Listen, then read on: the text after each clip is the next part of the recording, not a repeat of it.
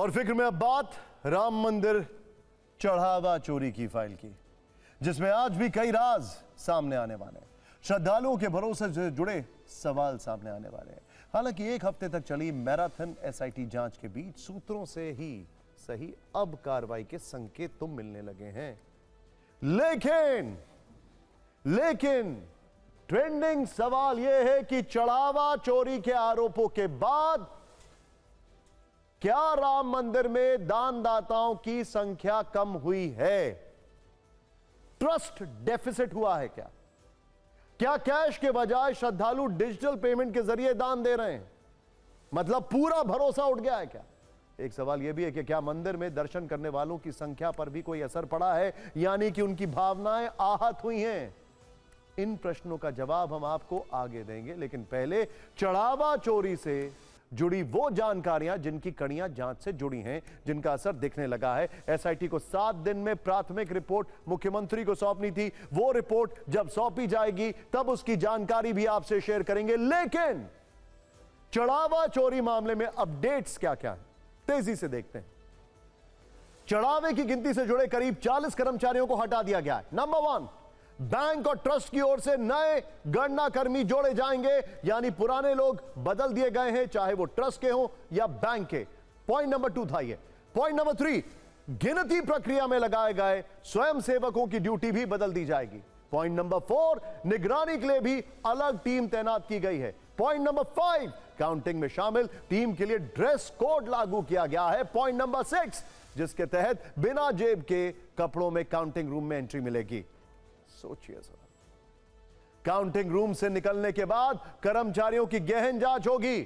CCTV की लगातार निगरानी के लिए लोग लगाए गए हैं। खास तौर से काउंटिंग रूम की लगातार मॉनिटरिंग होगी। ये सारे पॉइंटर्स जो आपने देखे, सबका सवाल ये कि ये सब पहले से क्यों नहीं हो रहा था? वैसे 6 दिन की जांच के बाद एसआईटी लखनऊ लौट चुकी है।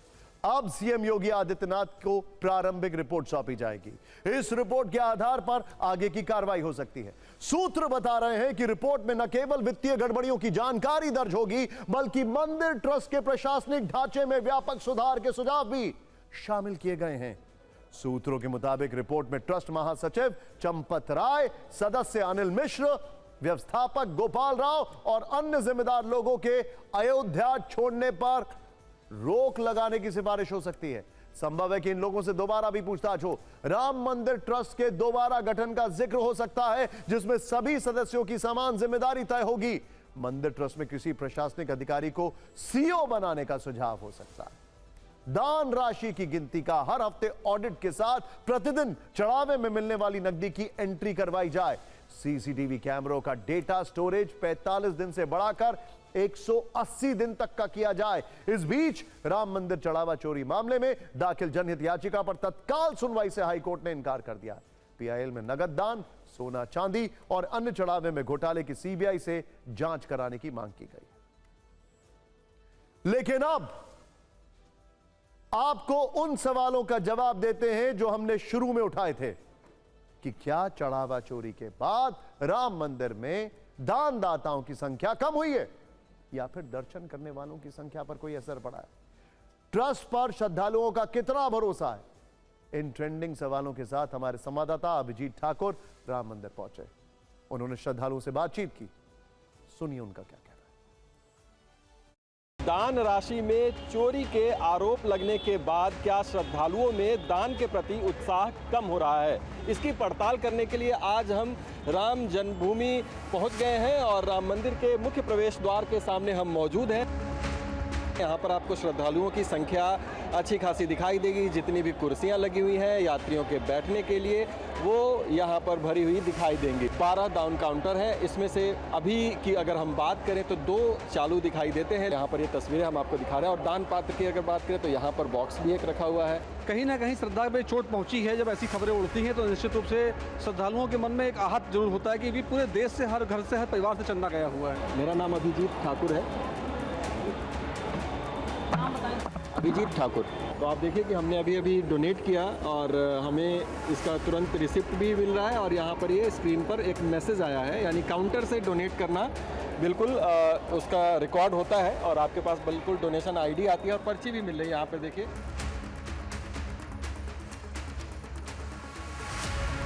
हमारा काम है कैश को सुरक्षित रख देना, आते हैं वो अपना कलेक्ट। जो लोग आते हैं कलेक्ट करने के लिए यहाँ से वो कौन लोग, ट्रस्टर होते हैं या बैंक के? Sir they are authorise person either from bank, I don't know sir, bank के ही है वैसे। बैंक के? यस। हाँ, ये तो अभी सुनने को मिला है कि ऐसे ऐसे बात है, ट्रस्ट में चोरी हुई है, ये तो नहीं होना चाहिए। भगवान के प्रति तो विश्वास में कभी कमी आ नहीं सकती। ये है कि कमी मतलब ये रहेगी उन लोगों का है जो जिम्मेदारी मिली है और वो जिम्मेदारी नहीं निभा पाए। नहीं, हम दान तो देख लो, ये हमारी श्रद्धा है, वो दान राम का कहाँ जाएंगे, राम का कर, हम तो अपनी श्रद्धा के रूप में दे रहे हैं, बाकी वो भगवान देखता है, राम खुद देखेगा। श्रद्धालुओं की राय आपने सुन ली है। साधु संतों का कहना है कि जांच जारी है, सब ठीक होगा। तो वहीं विश्व हिंदू परिषद आरोप सही होने पर कड़ी कार्रवाई की मांग कर रही है।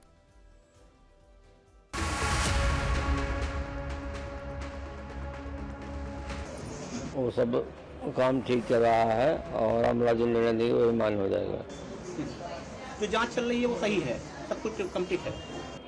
जब देश के प्रधानमंत्री मुख्यमंत्री सब मान रहे हैं, अपना काम कर रहे हैं, तो सफलता मिलेगी। इसमें जो है रिपोर्ट जो है योगी आदित्यनाथ जी को गई है या जाएगी और निष्पक्ष जांच हो रही है, उसमें कोई लेकिन किंतु परंतु नहीं।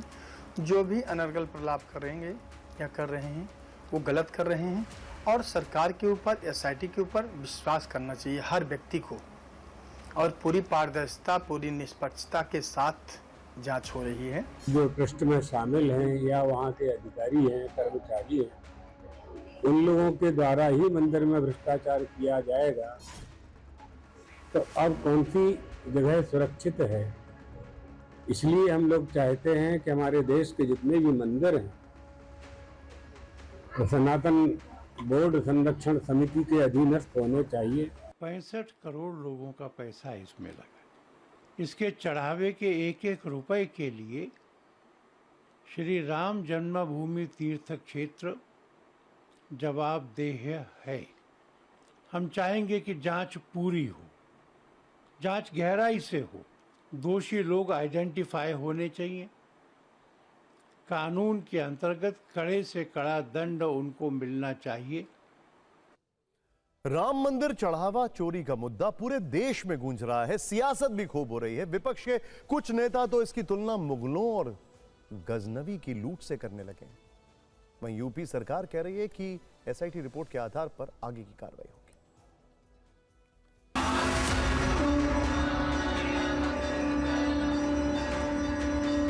एसआईटी का समय पूरा हो गया है। जैसे ही जांच रिपोर्ट आएगी निष्पक्ष कड़ी कार्रवाई होगी। सरकार की प्रतिबद्धता भ्रष्टाचार मुक्त शासन देने को लेकर। मैं आरएसएस के सरसंघ चालक मोहन राव भागवत जी से अपील करूंगा, और जिस तरह से राम मंदिर को लूटा जा रहा, अब राम मंदिर को लूटने में तो गजनी तो नहीं आया ना, अल्लाउद्दीन खिलजी तो नहीं आया ना। और बोलते हैं ना मुगलों ने लूटा मंदिर, तो ये नए मुगल है बीजेपी के जो मंदिर लूट रहे।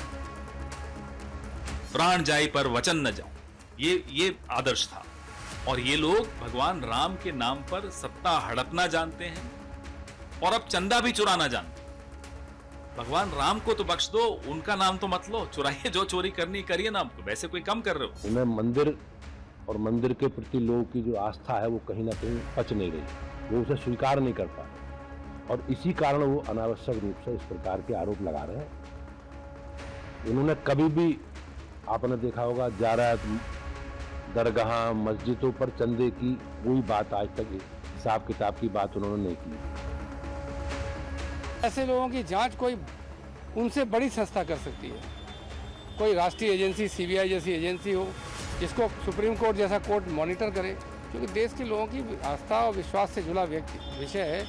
10-10 दिन बाद तो मुख्यमंत्री का बयान आता है कि कोई दोषी बचेगा नहीं, साथ में ये भी बता दिया जाता है कि फलाने की निष्ठा पर शक नहीं कर सकते।